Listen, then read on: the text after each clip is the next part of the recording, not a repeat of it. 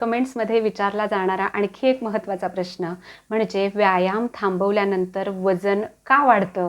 आणि व्यायाम थांबवल्यानंतर ज्या वेळेला व्यायाम आपण करत असतो त्यावेळेला जे मसल आपले बिल्ड झालेले असतात तर ते फॅटमध्ये कन्वर्ट होतात का? हे 2 प्रश्न खूप कॉमनली विचारले जातात. आज या दोन्ही प्रश्नांची उत्तरं आपण समजून घेणार आहोत. ज्या वेळेला आपण व्यायाम करत असतो त्यावेळेला आपले मसल्स बिल्ड झालेले असतात, आपलं शरीर टोन्ड अप झालेलं असतं आणि मसल्सची स्ट्रेंथ आपल्याला दिसायला सुरुवात झालेली असते.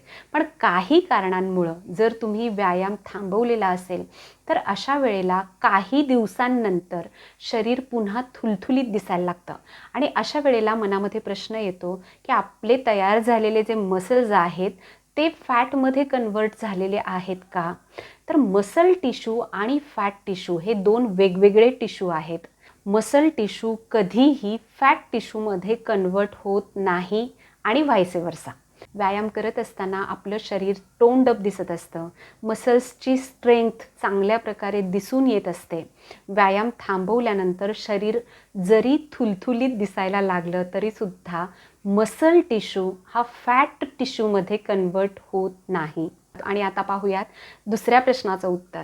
ज्या वेळेला व्यायाम थांबवला जातो त्यावेळेला मसल मास कमी व्हायला लागतं, मेटाबॉलिझम आपल्या शरीराचं कमी व्हायला लागतं आणि स्लगिश मेटाबॉलिझम म्हणजे your body is burning fewer calories at rest.